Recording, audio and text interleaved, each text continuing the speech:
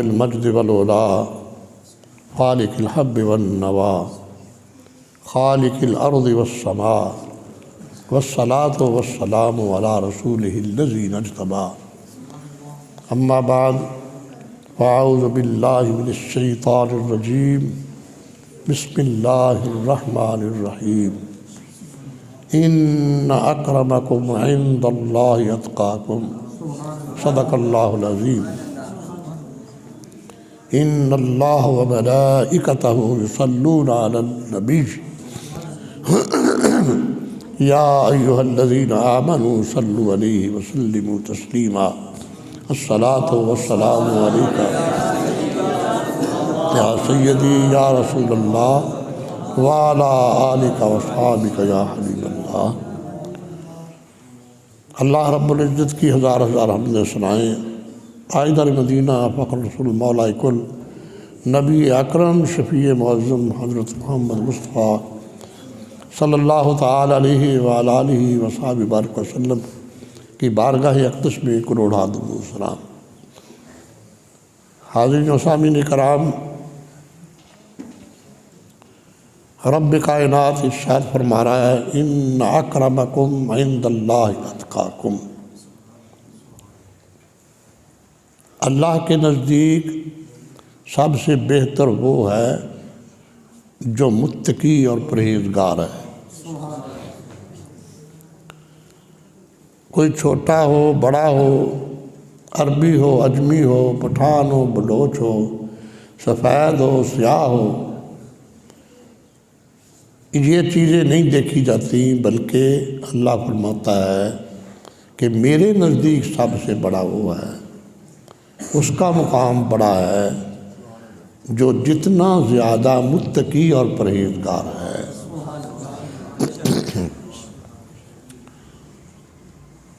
مگر آج جو ہم حالات دیکھ رہے ہیں اس کا نقشہ کیا خوب کھینچا ہے کہ نہ وہ عشق میں رہیں گرمیاں،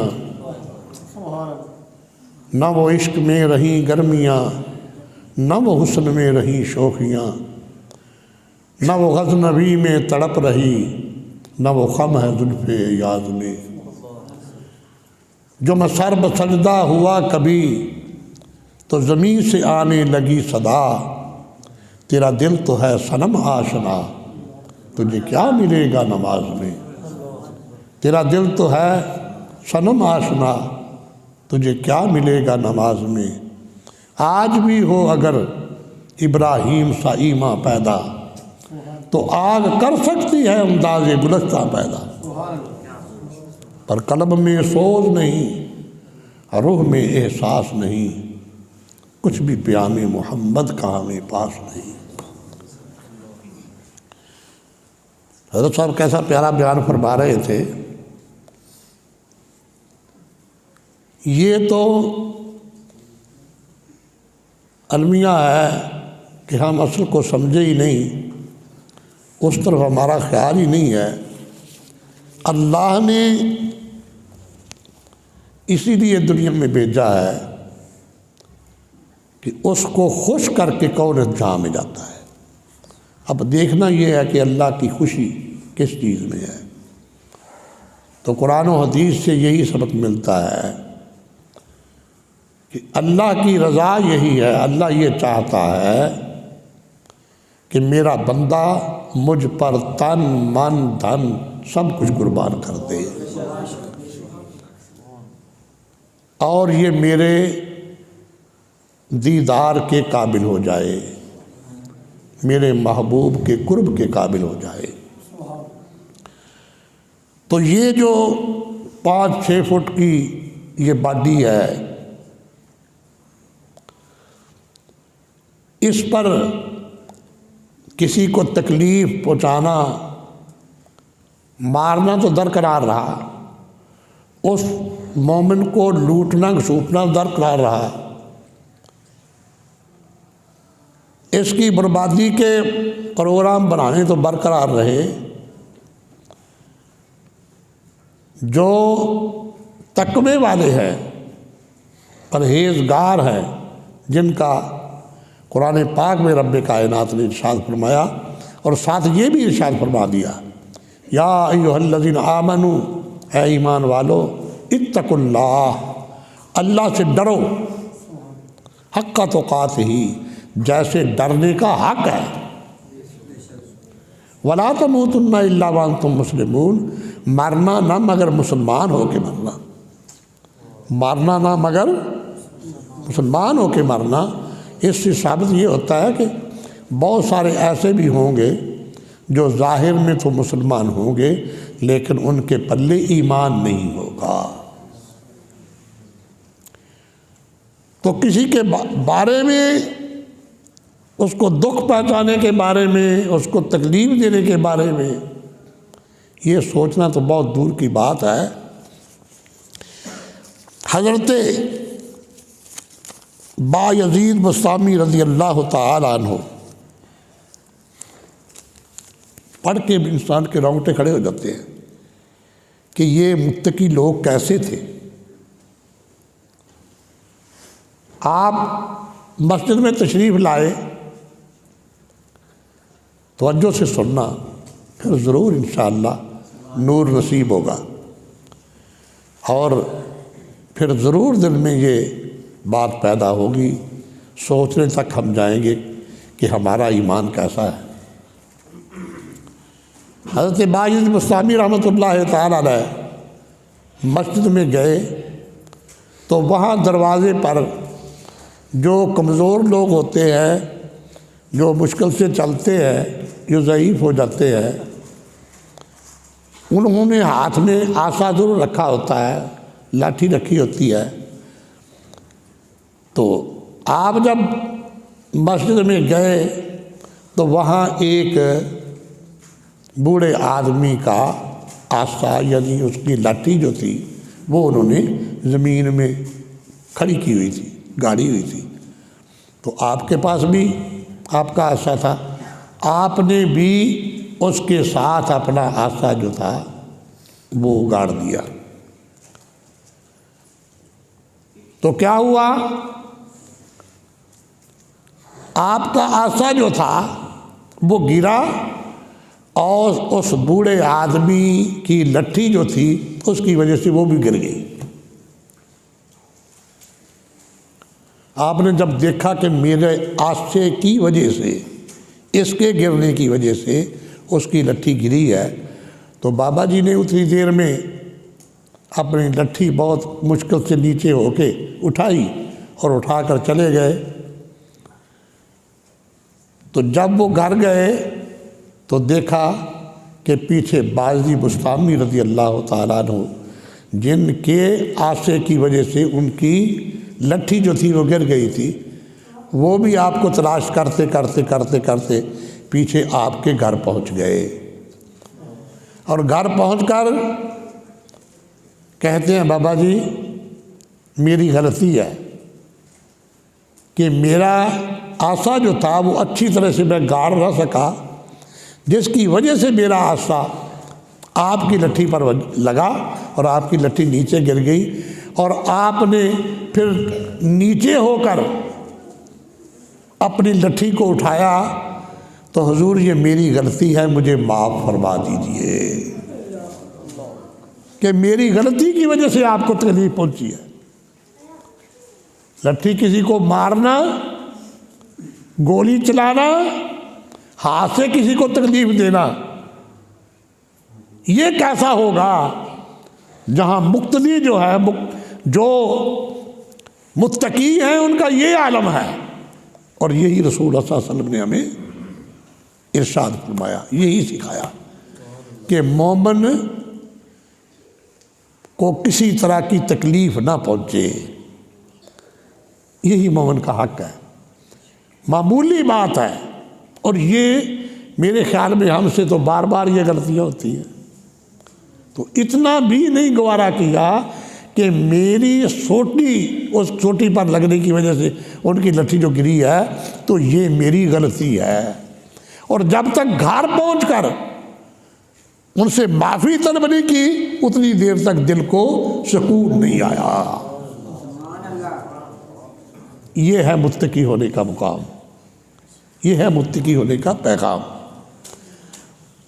اور اسی طرح سے ہوتا کیا ہے، جب انسان سے غلطی ہوتی ہے تو کیا ہوتا ہے؟ حضرت ابراہیم ادم سب کو رحمت اللہ تعالیٰ علیہ کیسے انداز میں ہمیں یہ سبق سکھایا اور ہماری رہنمائی کے لیے کیسے کیسے انہوں نے عمل کر کے دکھایا۔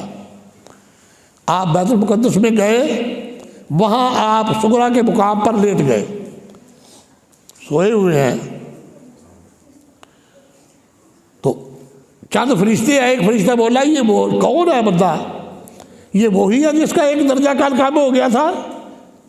دوسرا فرشتہ کہنے لگا ہاں جی ہے تو وہی۔ تو کیا ہوا تھا؟ کہنے لگے اس نے بصرہ کے بازار سے کھجوریں خریدی۔ سنو، توجہ سے سنو، غور سے سنو، اور پھر اپنے جو کرتوت ہے ان پر ماتم کرو کہ ہم کیسے مسلمان ہیں۔ وہاں بصرہ میں انہوں نے کھجوریں خریدی، تو ایک کھجور مالک جو کھجوروں والا تھا، اس کی ایک کھجور ابراہیم ادم کی کھجوروں میں آ گئی، تو انہوں نے وہ کھجور جو ہے وہ واپس ان کو نہیں کی، لہذا اللہ نے اس کا ایک درجہ کم کر دیا ہے۔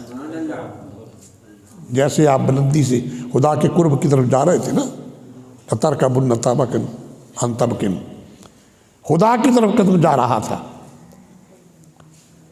تو اس نے ایک نیکی کم کر دی، یعنی ان کا ایک درجہ جو ہے وہ کم ہو گیا، اس وجہ سے کہ انہوں نے خود نہیں ڈالی۔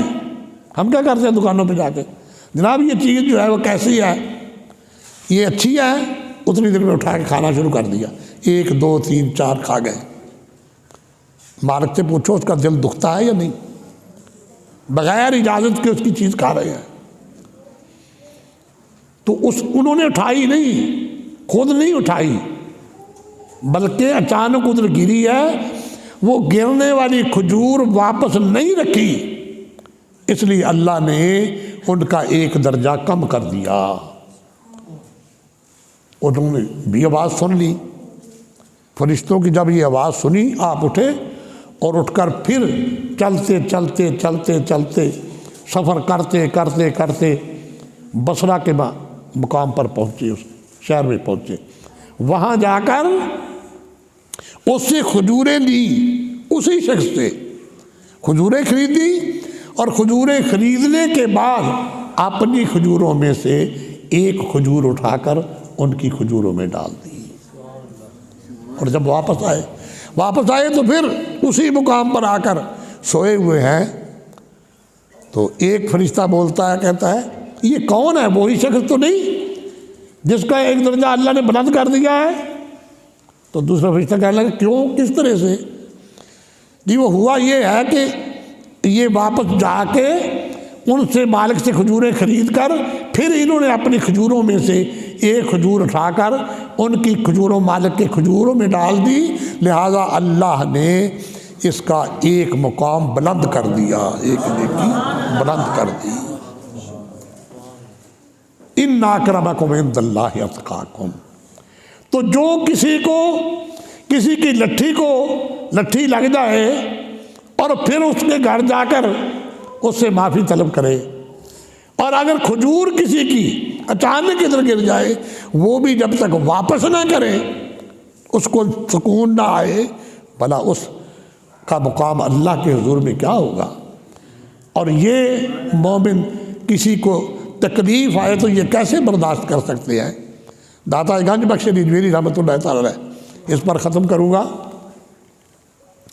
آپ